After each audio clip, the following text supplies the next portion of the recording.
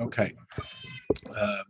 As we know that historically, Hasidus wasn't always enthusiastically received by the whole world. And a large part is due to misunderstanding and misreporting and so on. And then even within the people who attempted or didn't seriously study Hasidus, there were certain aspects that they were, and I use this very sort of post-hip modern word, uncomfortable with, somewhat about how they made Hashem very personal.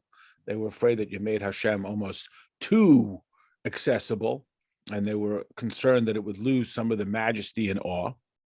And another aspect is one of the concepts that we're going to be discovering in this section of this chapter. So a brief reminder. This chapter is in response to the person who's coming to the Alter Rebbe. And again, he is what we call doing the mitzvahs. He's learning Torah, he's davening, he's giving tzedakah, he's eating the matzah, he's listening to the shofar, etc., etc. Hello. But he's not, like as we say, he's not feeling it. He's not sensing this great, intense closeness with Hashem. And that bothers him. If it doesn't bother him, he's not coming to inquire about it. And the Alter Rebbe responds in this chapter, not only in this chapter, with the mechanisms through which a person can feel this closeness with Hashem. And the basic answer is through kavana. And kavana doesn't just mean to think about what the words mean, which is necessary as well. It is that, am I thinking about Hashem or am I thinking about myself? Am I thinking about my obligation or am I thinking about that I am doing this for Hashem? And if I'm only doing it for myself, that is either out of routine, out of expectation, social expectation, sense of I'll feel guilty if I don't do it, it should not stun me that I'm not feeling a great closeness with Hashem when I'm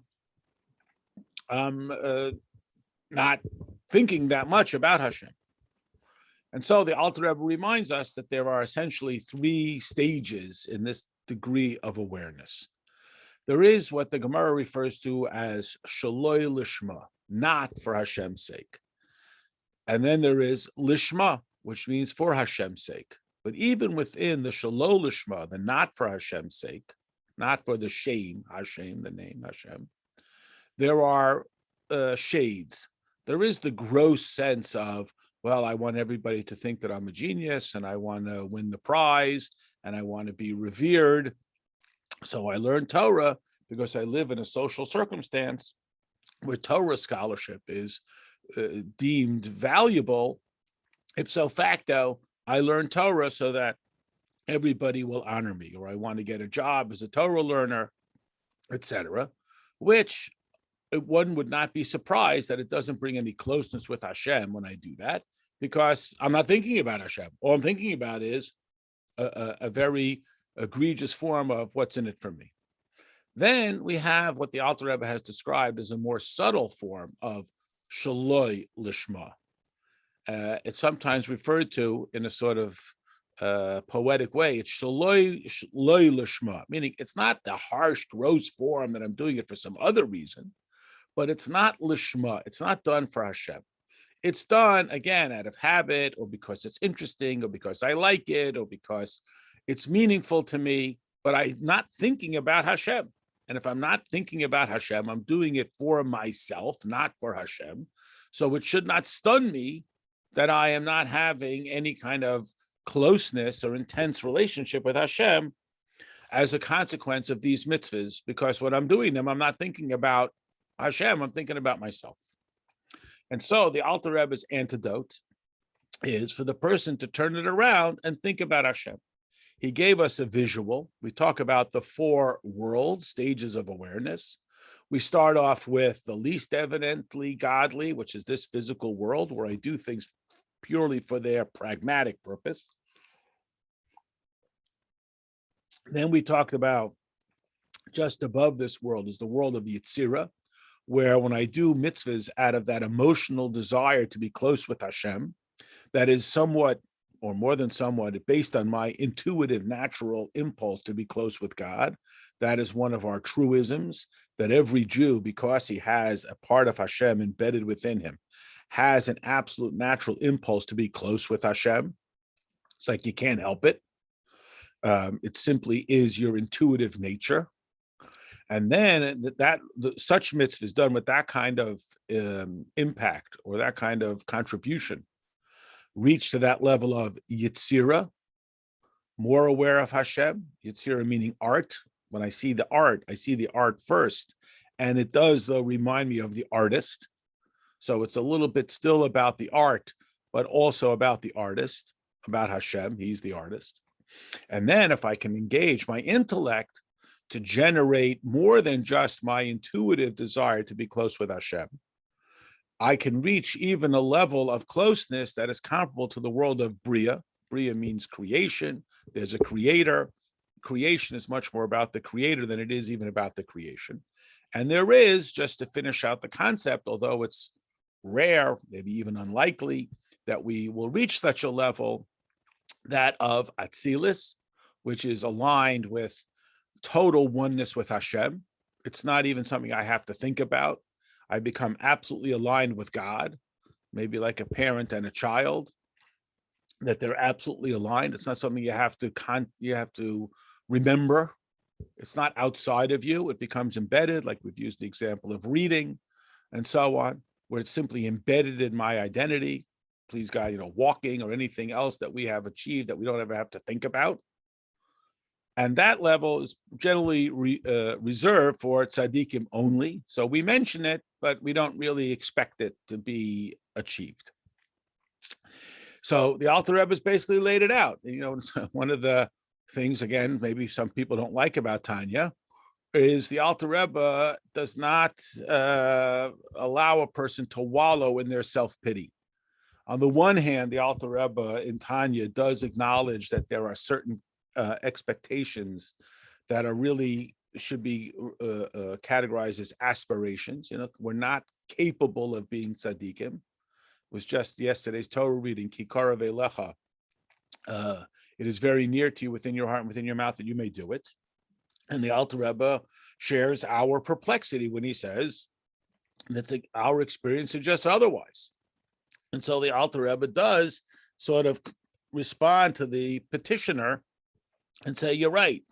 You can't be expected to be a tzaddik. We don't expect you to only have love for Hashem. On the other hand, the Alter Rebbe is very demanding. And he says, however, we do expect you, and you are capable, and therefore it's expected that you have enough love for Hashem to get the job done every time. So do you have to be perfect? No. You just have to make sure that every conscious thought, spoken word, and action is in alliance with the infinity of Hashem. So it's that sort of combination. I mean, perhaps something that we're familiar with in our generation is our Rebbe combining two, what might appear on the surface to be conflicting characteristics. On the one hand, absolute acceptance of every Jew. And, we're coming up to Yontif, and the Rebbe once mentioned about the person.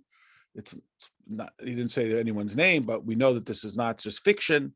He drove to shul on Yom Kippur, and he got out of his car, and he was at that time, smoking cigarettes. He put out a cigarette, and he came in to say Yisker for 15 minutes. Then he went back in the car, and he went to work.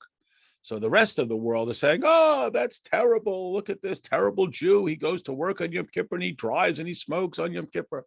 And the Rebbe says, for 15 minutes, he was aligned with the infinity of Hashem and how he overcame his social expectation and his character. On the other hand, we never found the Rebbe say, well, it's okay for you to drive on Yom Kippur, or even for you to not keep Chol of Yisrael, or even for you to not have Shmura Matzah. So on the one hand, the total acceptance of every Jew, total valuing of every mitzvah, combined with absolute insistence on not just minimal alignment, but Chol of Yisrael and Pas Yisrael and Shmura Matzah and Rabbeinu Tams at every level.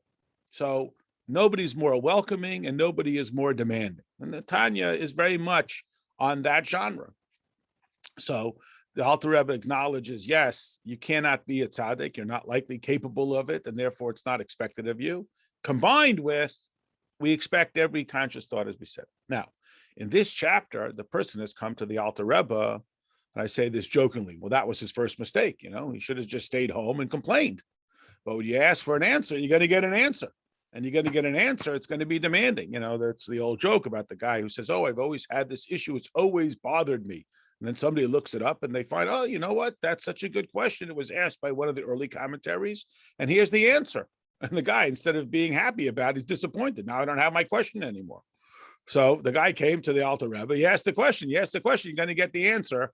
And he may have been happier not having the answer and just being sort of wallowing in his own genius about his problems. So he's saying, I'm not feeling this closeness with Hashem. So here the Alter Rebbe says, why not? Because you're not putting the kavanah in about Hashem. You're not thinking about God. You're thinking about yourself. You're thinking about your social expectations, etc., as we talked about. Just as we're coming up to Yontif to add another wrinkle to it. We talk a lot about tshuva these days. Coming up to the Aseret Yemei Tshuva. So the great chassid, Ramendel Futerfas, once asked the yeshiva students, what does it mean to do tshuva? And he explained, tshuva is remembering whom you offended. So we think that tshuva is about pounding my chest and talking about what a terrible person I am. You know what? You be a terrible person on your own time. Meanwhile, Hashem didn't get what he wanted. And they use a very simple illustration. Imagine somebody forgets their friend's birthday. So then they remember. So they feel terrible. So they tell their friend, I'm such a terrible person. I forgot your birthday. I didn't get you a present. I forgot to call you. I didn't get you a party. What does the person think about? Me, I didn't call you. Meanwhile, what happens? The friend says, oh, it's okay. So now this is upside down. The one who forgot the birthday is now being comforted by the one whose birthday was forgotten. This is wrong. The issue isn't that I'm a terrible person. The issue is that my friend didn't get the birthday call or whatever it was. Hashem didn't get what he wanted. So the Alter Rebbe turns around the petitioner and he says, stop thinking about what you are not getting and think about what Hashem is not getting from you. So kavanah is that Hashem should get fulfilled from him. There's a story of Rabbi Zusha Vanapol, a great tzaddik, many stories about him. One of them is they asked him, Rabbi Zusha, if you could be somebody else, who would you want to be? He said, what would it value Hashem? He's already had Avraham Avinu. He's already had Moshe. Hashem needs me, Zusha, to be Zusha. Hashem will not be any better off with another Avraham Avinu. We had Avraham Avinu already. He had Moshe Rabbeinu already. Hashem needs something from me that I have to contribute. And again, hopefully on a nice, calm day, we know that, but often not us, of course, we're perfect, but we find ourselves lured into that kind of Madison Avenue that, oh, if only we would be like that person, then we could follow that person's style and method and so forth, and then we could really achieve something great. But Hashem already has that person. What he needs from me is particular to me. So it's very demanding. And it's not just sort of that comfort food that the person may have been seeking from the Alter Rebbe, and that sort of pat on the kepi and, oh, it's okay, and so on. The Alter Rebbe does that too, as we mentioned, with the Beinoni status. And here the Alter Rebbe says, okay, you want to feel a closeness with Hashem. The Alter Rebbe has great reverence for his audience. He takes it very seriously, and he presumes that they take their petitions truly, sincerely, and genuinely, and it's not just some sort of phony fishing expedition for self-pity or some off the hook. Okay, it's not so hard. Like a kid who comes to the teacher and says, it's very hard for me, hoping the teacher will say, okay, you don't have to do that assignment. The Alter Rebbe is saying, okay, it's very hard for you. Here's the method. And the method is through this idea called kavanah. We're coming up to a bunch of days. We're going to do a lot of davening, and we're going to think about, hopefully, kavanah. And the kavanah begins with knowing what the words mean. That is absolutely significant. Thank God we have the Hebrew-English machzer, because a lot of those poems are very complex. And we got to ultimately be thinking about that Hashem wants from me. We know what we want on Rosh Hashanah. We'll all be written and sealed for a good year. What does Hashem want from me that I can gift to Hashem on Rosh Hashanah? And that mentality is what we got to work on in order to experience this sense of intense closeness with Hashem. Okay, so the Alter Rebbe has been talking until now about why the person is feeling this disappointment, because he's only going through a very human experience. And now the Alter Rebbe says, what's going to happen when he turns it around? And instead of it being about what he's doing, it becomes about the gift he is giving to Hashem. So again, it's the very top of page Nun Hey. If you have the all Hebrew, it's right in the last 3 words from the end of the first line. Or if you're following in some of the other prints, it's the Chitas for the 15th day of Nisan. Aval bat, and that word aval bat is a real hard break. B'tfila b'kavana, when a person davens with kavanah. V'torah b'kavana, and he learns Torah with kavanah. Now the two, of course, both are mitzvahs, but they have different they have different characteristics to them. Tefillah is much more what we would call sort of an emotional experience. Tefillah is when we are aligning our character with the infinity of Hashem. And Torah is a much more of an intellectual experience. And in this chapter, we're going to actually break down the different aspects of Torah study, what it is that we're studying in Torah. There's a nice relevance to and a reference to yesterday's Parsha that we'll see as well. So the Alter Rebbe is not just listing out. We could list out, what about mitzvahs? He talks about davening, talks about Torah. Why doesn't he list out about mitzvah performance, action mitzvahs, hearing the shofar, eating the matzah?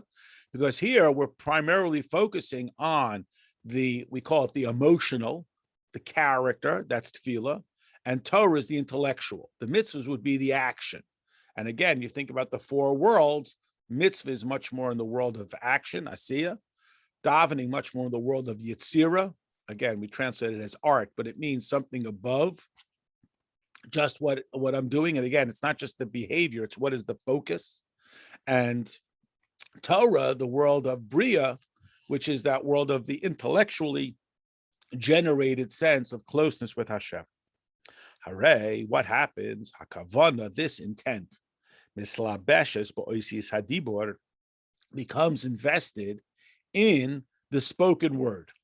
And again, we've all probably been on the receiving end of people who do you a favor, like they're doing you a favor, and people who do you a favor with their whole heart. And we can share just that very different experience on the receiving end of people who, like I said, do you a favor, like they're doing you a favor. And it's like the eye roll and so on. They did it, but it doesn't effectuate closeness, even in a commercial exchange, whether it's the taxi driver or the dentist, whether there's any sense of camaraderie and closeness between them.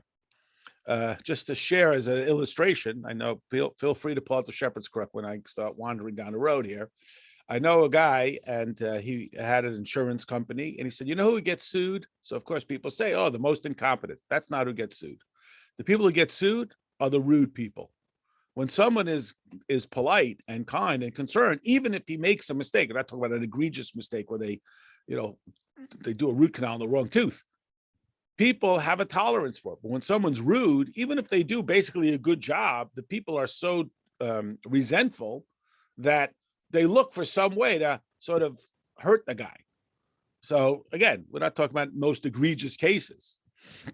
We're talking about in the subtleties. So again, when I do a mitzvah or I learn Torah or I daven, what am I thinking about? Am I thinking about myself or am I thinking about Hashem? Am I thinking about me or am I thinking about whom is being benefited? You know, we're coming up to a whole month. Hashem says, ask me to be your king. And we're saying, well, I want this and that. So am I thinking about myself or am I thinking about Hashem? So what happens? The same words. This guy says the words of davening. This guy says the words of davening. This guy says the words of Torah study. This guy says the words of Torah. Why is there a difference? Because what is motivating, what is generating these words? Is it generated by what's in it for me? You know, I have to fulfill my obligation. Or is it generated by my desire to be close with Hashem? It's meaningful to Hashem, and that's why I do it. Therefore, again, depending on what I invest in these words, they become elevated to their level. The Yitzfiras the Yitzira, either to the spheres. Remember, we talked about the difference between visiting and being implanted in that stage of awareness. So if it's something that is driven by my intuitive nature to be close with Hashem, which we should never underestimate its value. Because even though it's, quote, only my natural impulse, the facts on the ground are that life tends to squash my natural desire for godliness, and it tends to become numb by the constant bombardment of buy me, take me, get me of Madison Avenue. As such, when I overcome that, and again, I don't mean this to be limiting, and even though it's only, and I don't mean that to be limiting, my intuitive desire to be close with Hashem, still, when mitzvahs are done with that degree of investiture of my emotional desire, it does elevate the mitzvah, the Torah study or the davening to the world of Yetzirah. That is, I get over myself. Why? Because I'm not doing it for myself. If I'm only doing, why do you come to shul? If I'm coming to shul because I want to be written and sealed for a good new year, so it's become a mercantile relationship. I give God some time, I give God some money, I give God some of my attention, in which I hope that God responds and gives me a couple of things that I need. Now, again, just between us, some people that they're perfectly satisfied with that. That's all they want. They're perfectly content just to have a pretty, or at least they think they're perfectly content to have a pretty pedestrian life. You think about what people want from their family relationships, from their community relationships. That's all they want. They're just perfectly content. How much do I got to do? And my family won't leave me. My community won't abandon me. And I can show up whenever I want. You know, essentially, what's the least amount I got to do to get away with it? Rabbi Friedman uses the analogy. It's like you're having the big family reunion picnic and everybody's coming. So there's two attitudes. One is, well, if I bring paper cups, can I come? Or what more can I bring? The paper cups and the potato salad and the macaroni salad, So that's the question. Now I'm sitting there at the picnic. Do I feel, I only brought paper cups and everybody else brought, I don't know, whatever steaks, but I get to eat the steak too. So I got away with something. And there are some people, and again, I'm being overly simplistic, right, that's their aspiration in life. Essentially, what's the least amount I got to do and I won't get yelled at? But the Alter Rebbe is saying to the person who's come to him, he's opened the Tanya, he's saying, I'm not satisfied with that level of a relationship with Hashem. I don't just want to be written and sealed for a good new year if I sit here and I behave myself for 2 days, 10 days, or whatever it is. And then, okay, I'm in the book. Okay, it's still okay. Goodbye. That's not what he's looking for. The petitioner that we're responding to in this chapter. He's looking for something more profound. So if he invests his natural emotion, he becomes uplifted outside of himself, outside of that world, that mindset of asiya, about action, and a world of Yetzirah. Again, what it translates as art, but for our purposes, it means it's outside of simply my natural character and behavior. Or the Bria, or even to a more profound level. Again, Bria is reached when I engage my intellect, and I don't just mean how many pages of Torah I've studied. We mean my capacity to utilize my imagination to be uplifted emotionally. Again,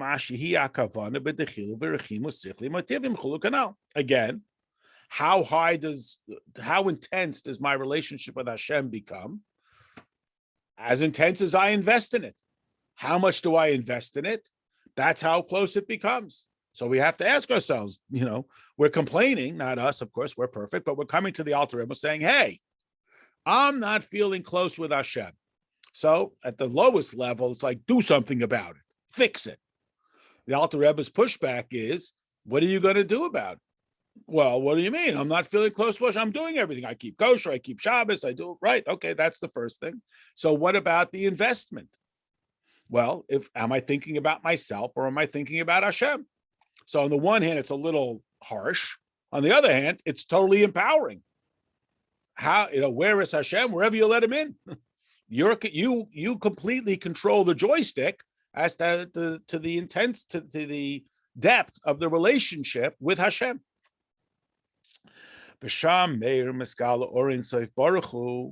And there, within those worlds, meaning once I get over myself, I can start to see it calls it the radiance of the infinite light of Hashem. How come I don't feel godliness? I just think about myself. Why? Because we tell you, if you hear the shofar, you'll be stirred to tshuva, you'll be written and sealed for a good year. If you keep kosher, you'll learn self-discipline. All true. But again, I'm not getting into the godliness. Now I can just share with you again, here goes one of my stories. I have had this literal experience. I don't mean this to be to be mocking, but people who are coming to, whether they grew up in yeshiva system or they just started in the yeshiva system as adults, that just started studying Torah, they come and they say, okay, when are you going to give me the good stuff? Like I understand I have to learn about how to keep kosher, and I have to learn the Talmud about what to do when two people are quarreling about property rights. But when are you going to let me in and really find out like the secret stuff? So we dangle this mystery. Oh, we're going to take you down into the cellar behind 6 closed doors, and we're going to swear you to secrecy and blindfold you. And then we're going to tell you the good stuff. And the Alter Rebbe is saying it's right there. If you will shift your, I'm going to use this word, your attitude. If you're going to shift it away from, quote, what's in it for me to what is it that I can bring to Hashem, then I will have that opportunity. Because that's where you can see Hashem, Hamaluish basis HaTorah Shalomed, Ubekavanasan, Ubetfil Ubekavanasa, Ubemitzvah Ubekavanasa, Ba'aragadele and Ketz. Mashalo Yochel Lahoy Leskals Klal, Ba'odi Oisva Mitzvahs by the Mazag Ashmi. Leminevila Mixose. Now, what the Alter Rebbe says is that when a person invests this awareness of Hashem, again, and I don't mean this to be minimizing, either only through his natural emotional desire to be close with God, or certainly if he engages his intellect, which is essentially his imagination, to get over himself, and thus invest that level of awareness into his, and here the Alter Rebbe includes his Torah study with the kavanah, if you look in the wording there, the tefillah, his davening with its kavanah, and the Alter Rebbe adds mitzvah. Till now, you see, we sort of toggle between the two. In the beginning of this section, we talked only about Torah study and tefillah. And now the Alter Rebbe throws in the mitzvahs as well. Because again, what is it that I am thinking about? And again, we probably have all had this experience at the very human level, where we do a very mundane task, but are we doing it with love and fear and reverence? Meaning, are we doing it because we know it will make the other person happy? Or are we doing it out of routine? I've used this analogy. You make dinner for your child because you have love. The restaurant guy makes dinner too. How come there's not closeness? He's doing it purely as his job. And we're doing it out of a sense of expression of love. There's a medrash often quoted, probably everybody here is familiar with it, that before Hashem gave the Torah to the Jewish people, he went around to all the nations and he said, will you accept my Torah? And they all said, what does it say? And Hashem told them a mitzvah that he knew they weren't going to like. So we asked the question, why is Hashem telling them mitzvahs? Let's talk about Torah. And why does he tell them the first thing, the thing they don't like? Why doesn't he tell them 600 things they do like? And then at that point, maybe they'll be willing to do it. Because the essential deal is off once they ask, well, what does it say? Meaning, when it came to the Jews, it's not like we said, what does it say? And Hashem said 613 mitzvahs. And we said, yeah, I'll take that one. I'll take that one. What we said is, if it's important to you, that makes it important to us. The rest is conversation. We have a similar halacha when it comes to a convert. We know that a convert has to accept all of Torah and mitzvahs. What if a convert says, I don't accept that law that is relevant to a Kohen Gadol? What's the difference? He's never going to be a Kohen. He's never going to be a Kohen Gadol. If his children will never be a Kohen or a Kohen Gadol. So what's the difference?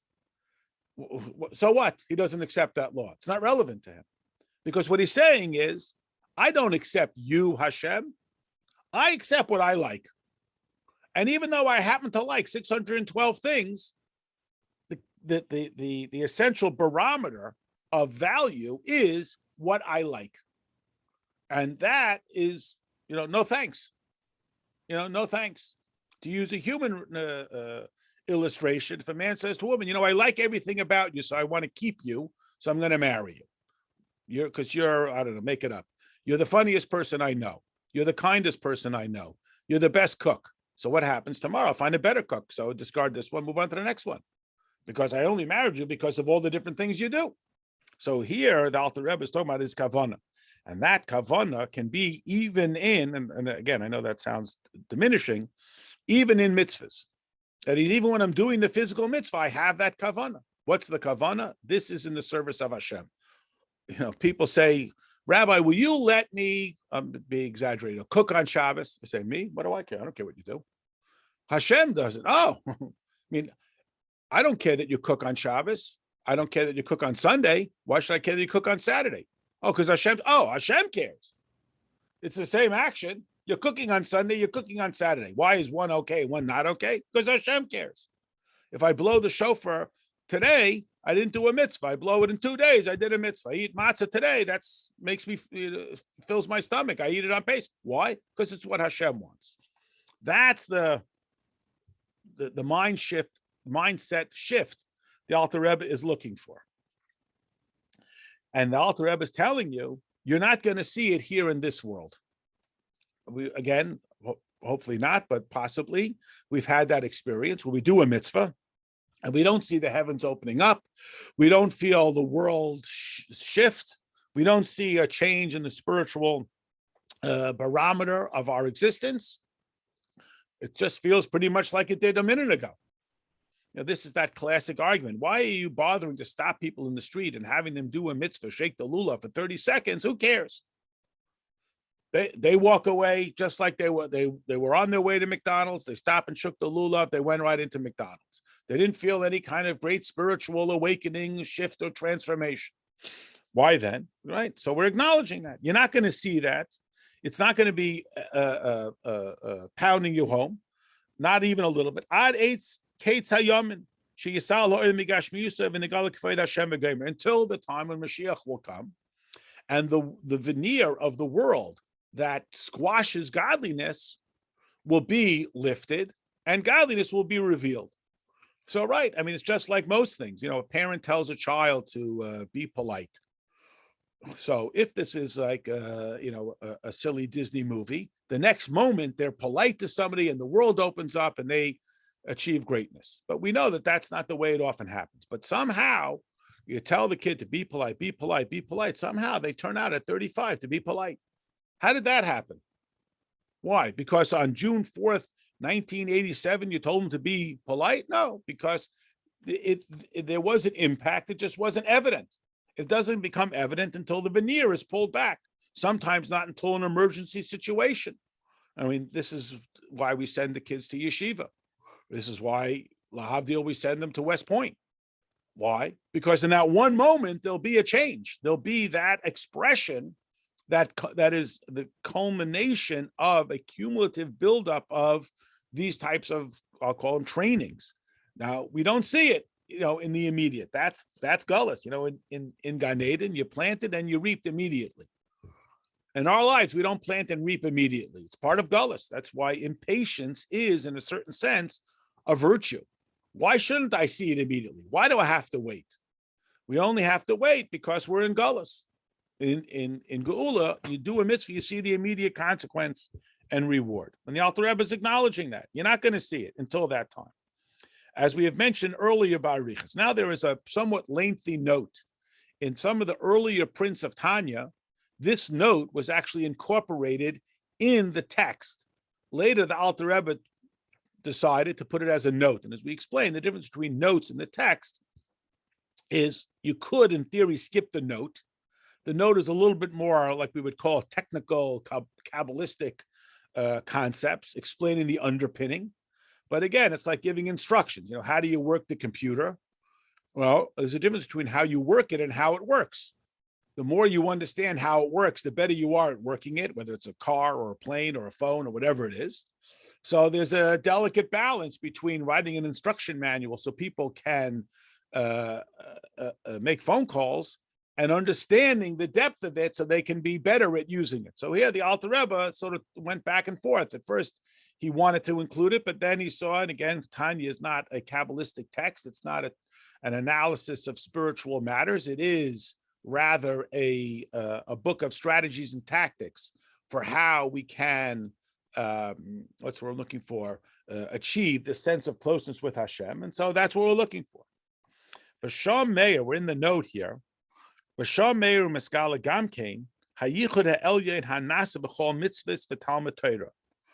At that level, that is when Mashiach comes, when we get the payoff, like it is with parenting or like so many other things, you don't get it in sort of real time the way we might. It's something that builds up slowly over in time. And in the moment, you might feel like, well, what's the point? Where's the consequence? What's going to happen if I don't do it? Is lightning going to strike me? What's going to happen if I do this mitzvah? Am I going to win the lottery tomorrow? But it builds up over time. And what becomes evident once finally the shell of Gashmis is peeled back,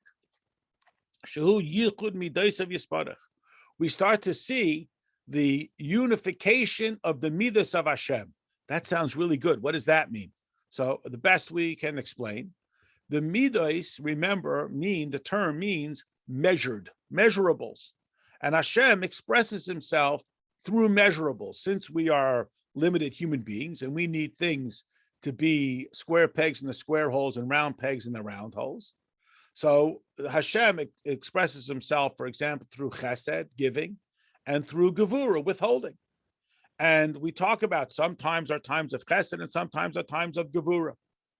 When we can reach to this level, we can get beyond it. Again, an example from upcoming Yontif. You know, one of the most stirring parts of the davening is when it's over. No, one of the most stirring parts of the davening is the Unasana Toikef. When we make the declaration that on Rosh Hashanah it is written and Yom Kippur it is sealed, who will live, who will prosper, etc.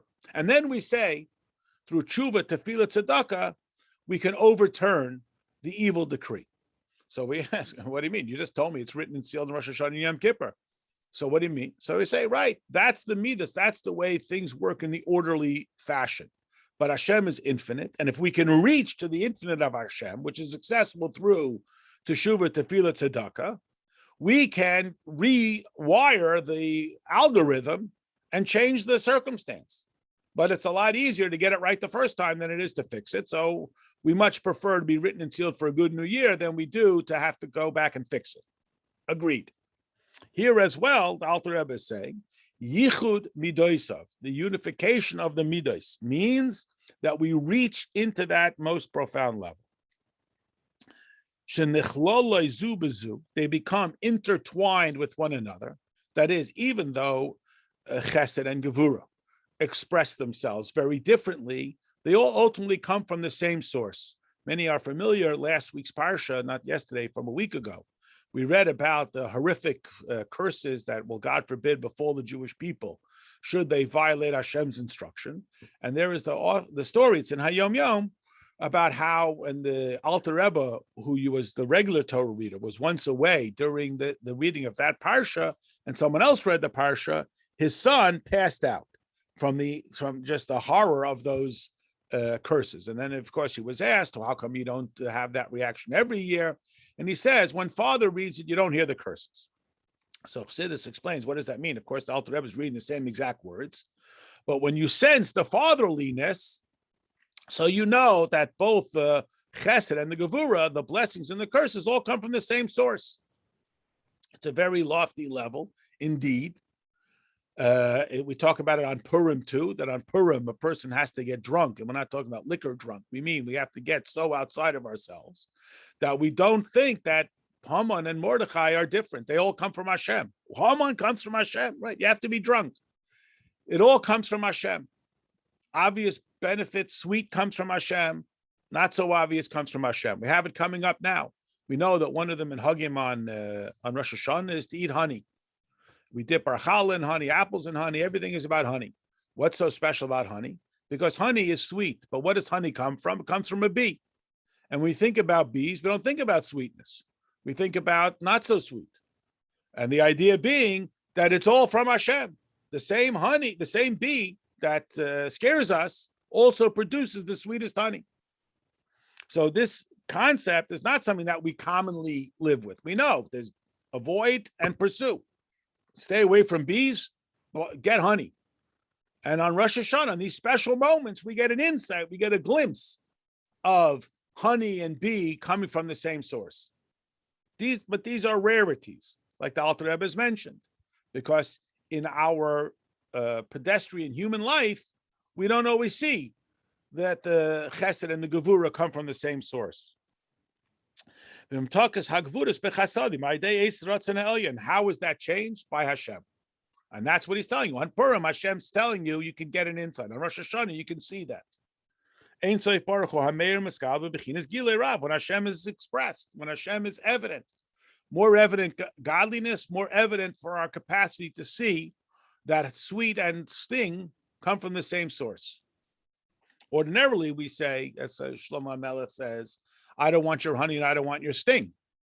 But on Rosh Hashanah, we say, we're going to get the honey and even the sting comes from Hashem. How does this come? How do we get this revelation from godliness? How do we get this behind the scenes look? You got to petition Hashem. He sees mitzvah. How do you petition Hashem? When we do mitzvahs. When we engage in Torah. Because that's where godliness is found. So here's the difference. I want Hashem to show me how the honey and the sting are the same. So I do mitzvahs. What does that mean? If I do a mitzvah, then he owes me one. Remember, we talk about making a bracha. Why is it the Gemara says again that if a person eats food without making a bracha, it's like he's stealing? So why is it that if I make a bracha, it's okay? Because I decided that the cost of an apple is a bracha. Who says? But we explain, it's not that I decided that the cost of an apple is a bracha, so I have compensated Hashem, and therefore I'm entitled to take the apple, just like if I give the storekeeper $1, I'm entitled to take the apple. It's rather that when I make a bracha, I become one with Hashem. I become so unified with Hashem that the apple is no longer being taken away from Hashem and given to me. Hashem and I become one. This is that experience when we do mitzvahs with the awareness that I'm doing it for Hashem. If I think I'm doing it for you, it's me and separate for you. So what do I got to do?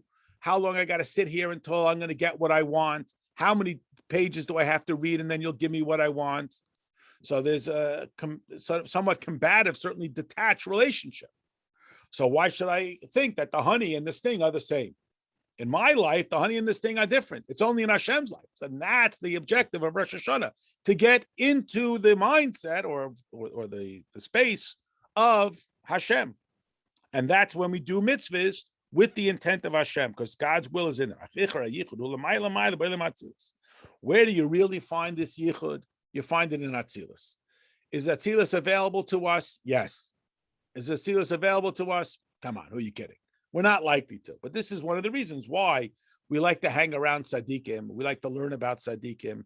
We like to brush up against tzaddikim, because tzaddikim live in that world. And we like to be associated with that because we're hopeful that at least we can see it. Can we touch it? Maybe. Can we be in a moment like that? Hopefully. Because at that level, it's all one and the same. In the level of the tzaddik, he doesn't see any difference between the honey and the sting, that he has to overcome it.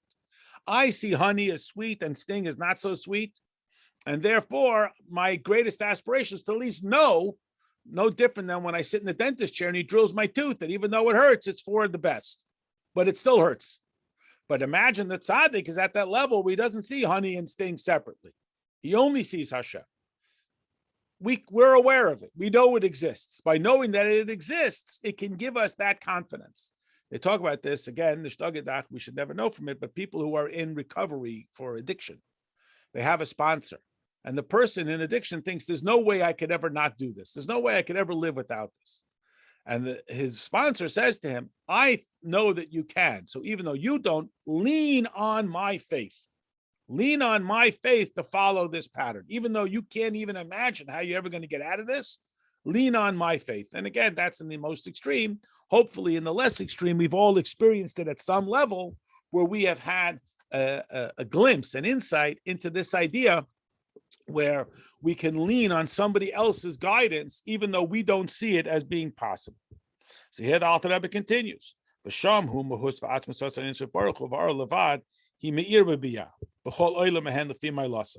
in that world of Atzilus, where it's only about Hashem, and therefore there is no categorization of what's pleasant and unpleasant, it trickles down a little bit into this world.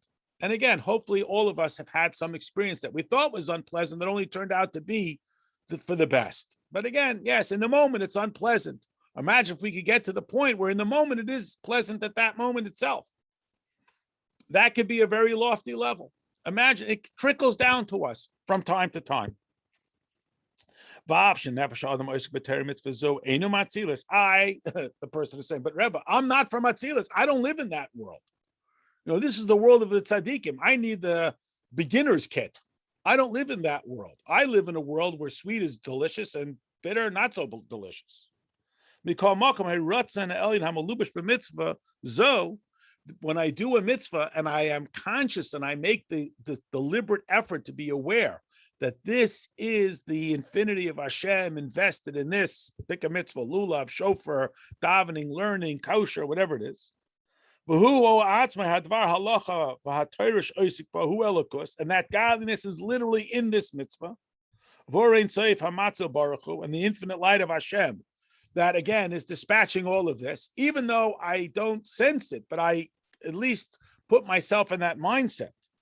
That he and his will are one.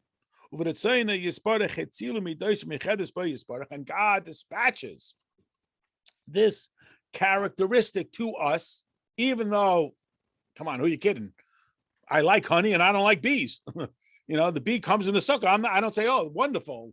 I'm not so happy about that. But at least conceptually, I know that without bees, I wouldn't have honey. When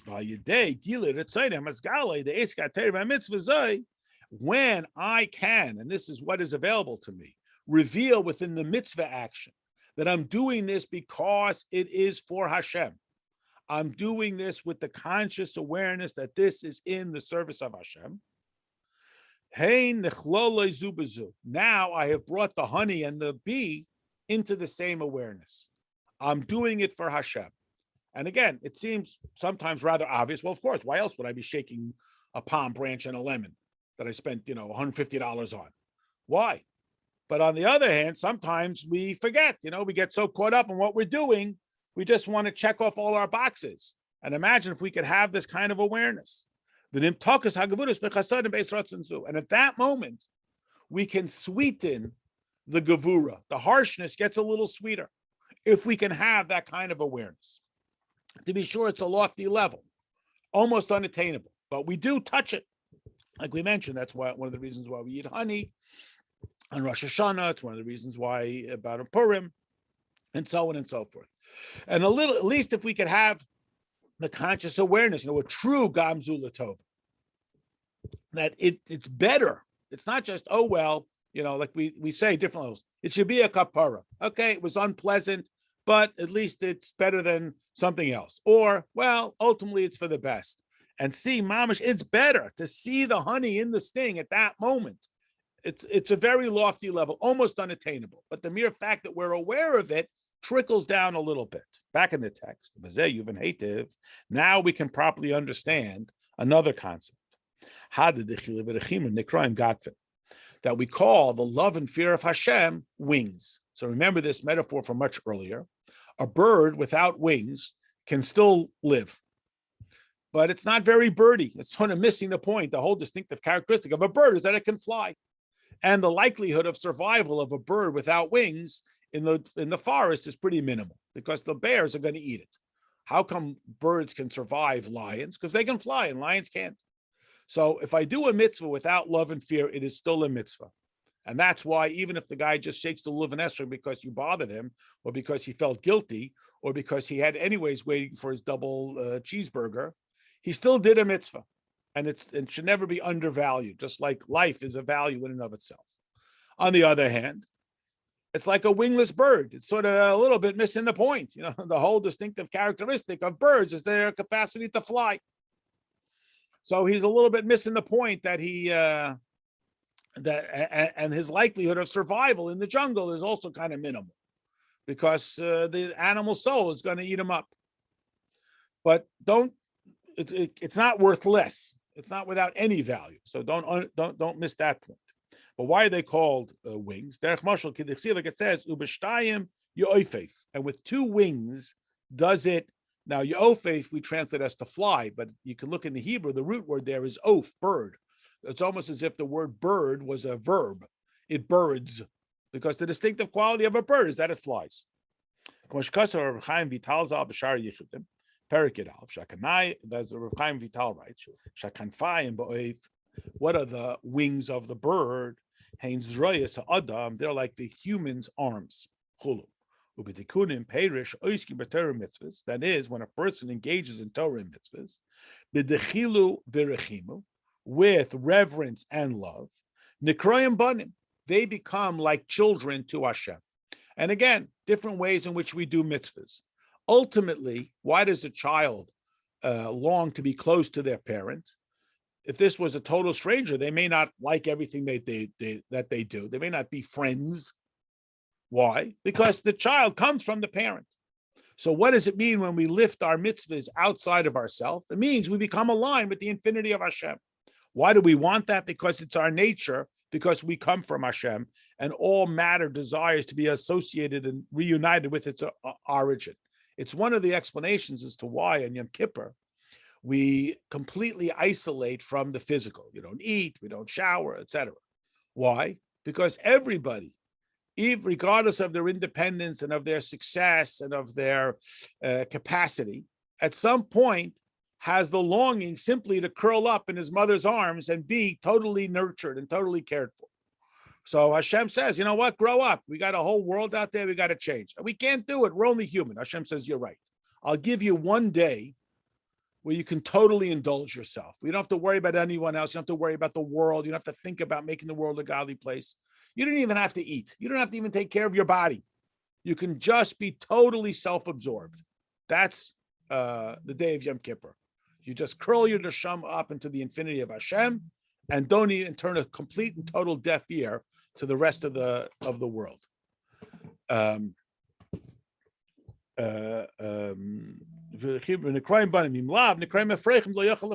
Without that, they're called birds that can't fly. In the notes, okay, this is a little what do you call it? Technical or kabbalistically technical or something like that. In the Tikkun, this is called matat. Matat is metatron. Oh, thanks, that's helpful. This is a certain malach that you may recognize it because we mentioned it in the minor lashon. We go to the oil and we read the collection of readings. We mention matat. It's also mentioned by Rashi and Chumash. It's a certain angelic identity that is described as Reish Dilei Yud, V'Gufa Vav, B'Trein Gadfin Hey Hey Chulu. So he gives you an imagery. This is one of the things that Hasidus does for us. It gives us imagery for mystical concepts. So you think about the four letters of Hashem's name, Yud, Hey, Vav, Hey. So the Yud is the head, the Vav is the body, and the two Heys, Yud, Hey, Vav, Hey, are the two wings of this bird. This is the image that we are granted.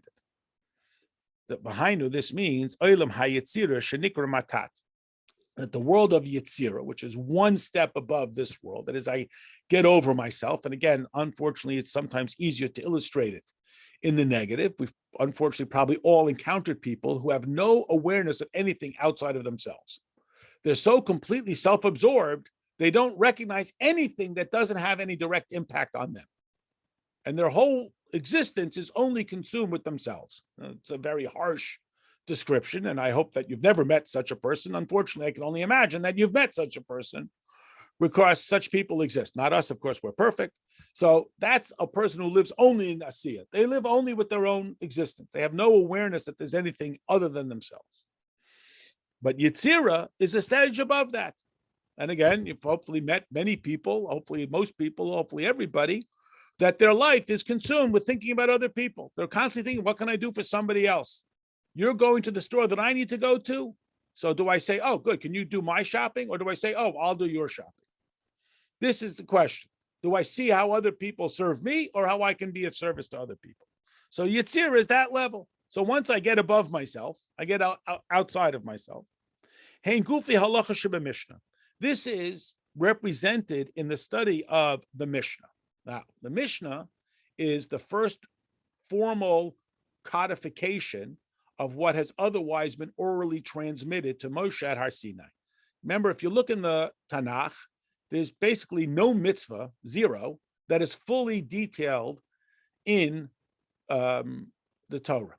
I mean, it says keep Shabbos. What? Don't do work. What's called work? I'll give you this example that's often surprised people. There's no place in the whole Torah where it says thou shalt fast on Yom Kippur. It doesn't say that anywhere in the Torah. Quote, everybody knows that you have to fast on Yom Kippur, which of course you do. It doesn't say that in the Torah. There's no place in the Torah that says thou shalt not eat on Yom Kippur. It says ta'anu, you should deprive yourself. Maybe it means you shouldn't, buy new clothes on Yom Kippur. I'm making it up. It doesn't say that anyway. That's all the orally transmitted interpretation. There's no place in Torah that it says thou shalt not eat on Yom Kippur. So the Mishnah, again, thinking from the top down or bottom up, however we see it, is getting beyond just the written word. There have been numerous movements throughout Jewish history. I'm a Bible literalist. Don't tell me about interpretation. It's ridiculous because, as we know, there's no vowels in Torah. Without the orally transmitted law, you don't even know what the words are. Forget what they mean. You don't even know what the words are because there's no vowels in the Torah. So the Mishnah is more than just the tangible written word. And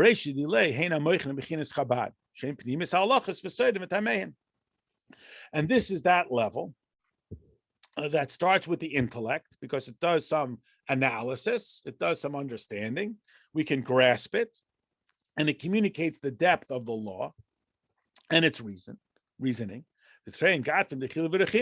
And the two wings of reverence and love. Hein, they are Hey Ilah, the first Hey. Remember, Yud, Hey, Vav, Hey, and we've done this before, where we sort of imagine it vertically instead of horizontally. Yud above the Hey, above the Vav, above the Hey. So what we call the higher or the first Hey represents Rechimu, the love of Hashem. The Hey Tata, the lower or second Hey, He Yira Tata, O Malchus Shemayim, excuse me, is the introductory level of Yira, which is do what you're told, accept the laws. This is the rules. Why do you have to stop at stop signs? It's the law. Upachar Hashem kapachar hamelech, and he reveres Hashem like you revere a king. Why do we stop at stop signs? Because we don't want to get a ticket. Derech mashal she yirech etzoni is which again is a reverence of Hashem from what we can see. I'm not stupid. If my mechanic tells me to change the oil in the car, I change the oil in the car. Why? Because he knows better than I do. So if Hashem tells me to do it, I do it. However, the loftier level of Yira, which is described here as boishas. Now, boishas translates as to be like embarrassed, but it doesn't communicate that. In English, I'm embarrassed because I did something foolish or I did something immoral. We mean to be totally subsumed within it, to be totally awed by Hashem. Not I'm afraid that I'm going to get yelled at, like my stop sign analogy, but simply to be subsumed within it. It's not something that we have. There's a letter from the Rebbe for Rosh Hashanah where the Rebbe says that it's hard in America to imagine the idea of reverence for a king because we just mock our leaders. We talk, everybody gets mocked. He's imperfect, he's silly, he's foolish, he's a buffoon, whatever it is. So we have no concept of Yira. I mean, it's not to our benefit. Kids don't revere their parents. They don't revere their school teachers. Everybody's a chacham, and he knows how to program his iPhone better than his mother, so he's already smart. But if we can imagine the concept where people had reverence for royalty, nobility, again, it's a foreign concept to us. This is what we mean when we say, and this was from yesterday's parsha, the hidden things are to Hashem. This is the Yud level. So the Vav level, as we said, is the behavior. The Hays are love and fear, and the Yud is this level that is beyond that to come to that level of closeness. Back in the text,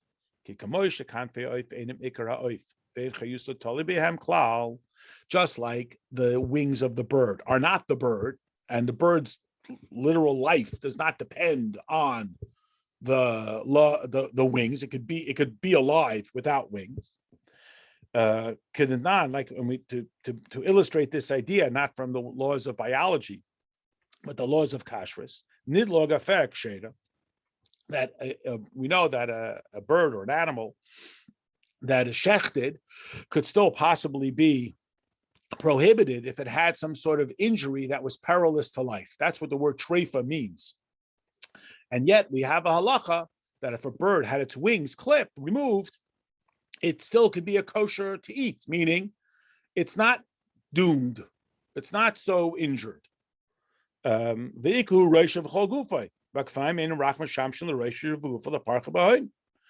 again, biologically, the bird is the head and the body, because if the head's off, obviously it's dead, and if the body's off, obviously it's dead too. The wings are only supplemental. Torah,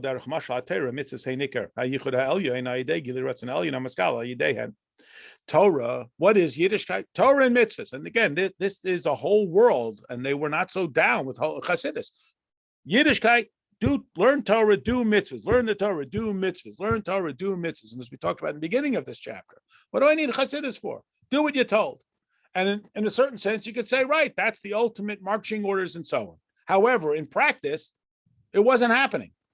They weren't just learn Torah, do mitzvahs, learn Torah, do mitzvahs. They were very disappointed. They were feeling very left out. And the Alter Rebbe came to reinvigorate their relationship with Hashem. What do you mean relationship? Do what you're told. Love and fear.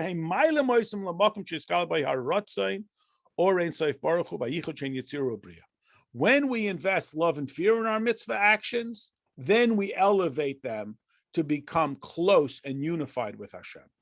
Otherwise, we're just going through the motions.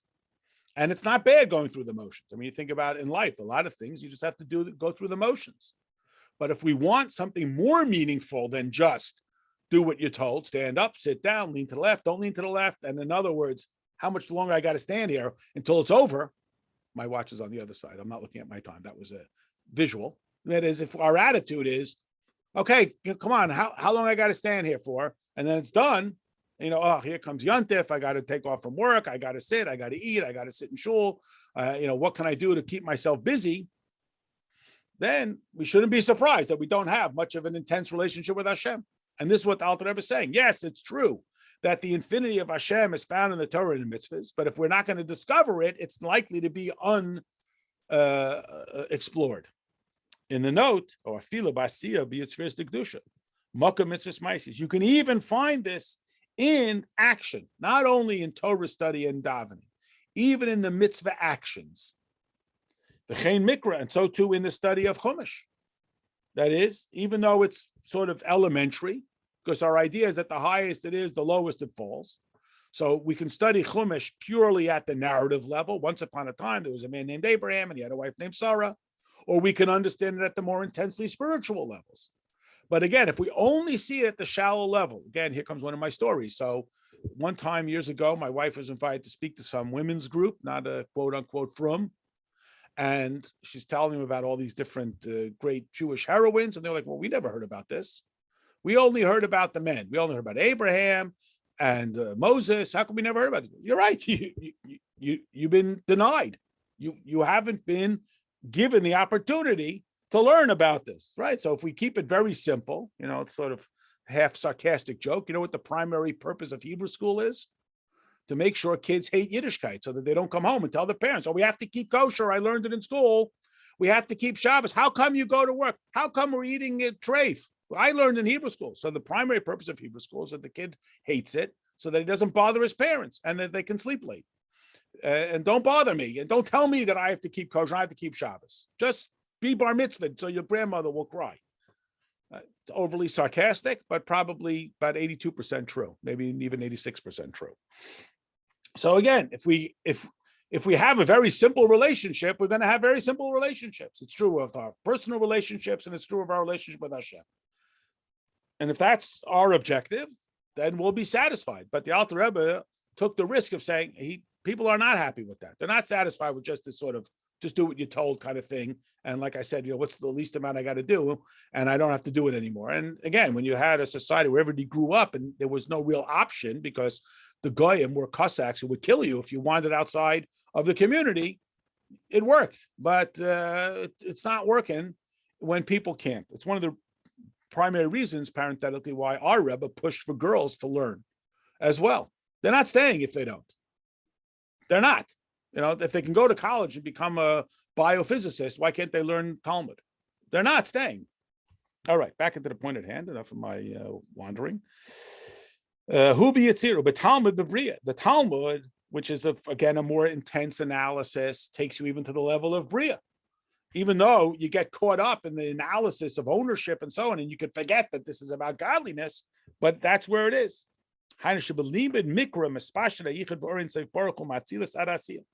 So it's a classic example. The higher it is, the more tangible it becomes, that the infinity of Hashem, which starts out in Asilus, makes its way accessible to us in the straight up stories of Tanakh, which is very limited. It's 24 books. It's not going to be a 25th. And every letter has to be absolutely precise. And of course, in the Torah, it has to be written in absolute perfection. There's no creativity in a Torah. I once spoke to somebody who sponsored a Torah. I said, you're sponsoring Torah. They let you pick like the colors. They let you pick the stories, joking. You don't get to make a choice. Cough up the money and stand over there until we tell you it's done. But I would, if you spent that kind of money on a painting, you tell the painter what to paint. It's not that way with Torah. So Mishnah reaches to the level of Yetzirah. With Talmud,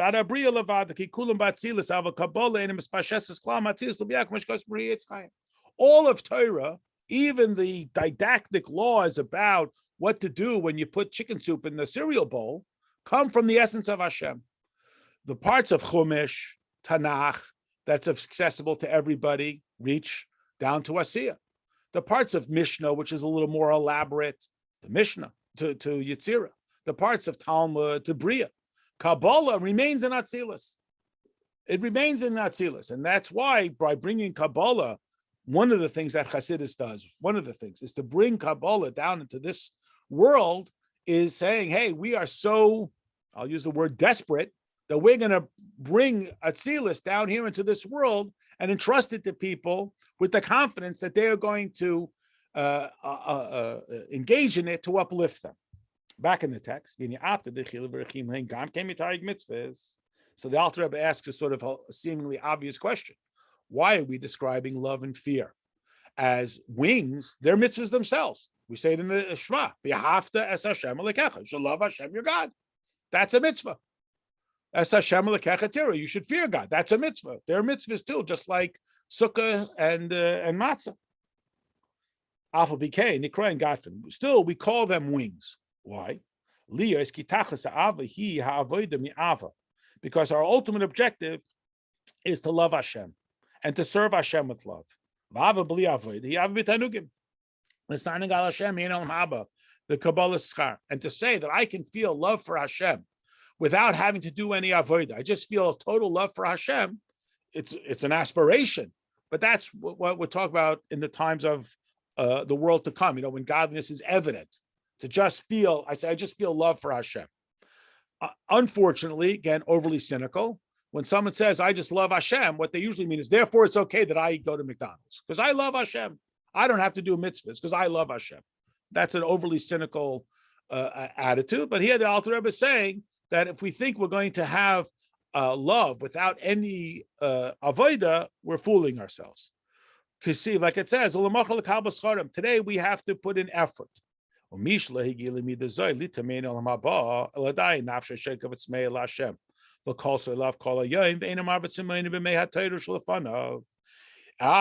says, but Rebbe, I am not at that level to just sense godliness all around me like a tzaddik. I don't live in the world of Atzilus, the world in which it is transformed.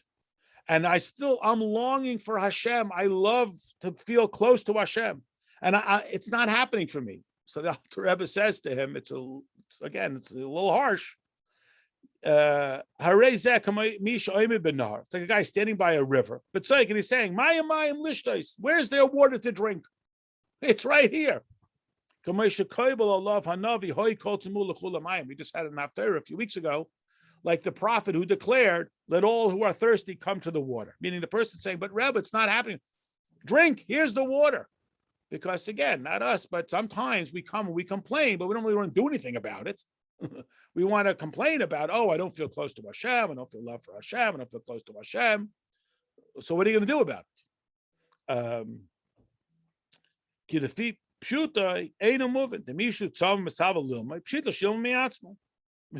Why do we have to tell him this? It's obvious. If a person wants to learn, come and learn. He wants to drink, come and drink. Why does the prophet have to, as they say in Brooklyn, scream on him? Why do they have to rebuke him and say, hoy, hey, hoy is like, hey, H-E-Y, hey, you. As will be explained later on, meaning you want to feel this closeness to Hashem, so think about Hashem when you do the mitzvahs. Invest your godliness into the service of Hashem. And if not, right, no deposit, no return, nothing ventured, nothing gained. If you're not going to invest yourself, don't be stunned that it's not going to be this sort of intense relationship. On the other hand, the Alter Rebbe acknowledges, right, we live in a Gashmiistic world. We live in a world where we have limited capacity of our neshamas. God's revelation is limited in our world. And we have these imperfections. And as such, we are restrained. And the Alter Rebbe is telling us, right, have the confidence and faith that it is there, it is happening, even though you're not understanding it and not experiencing it. All right.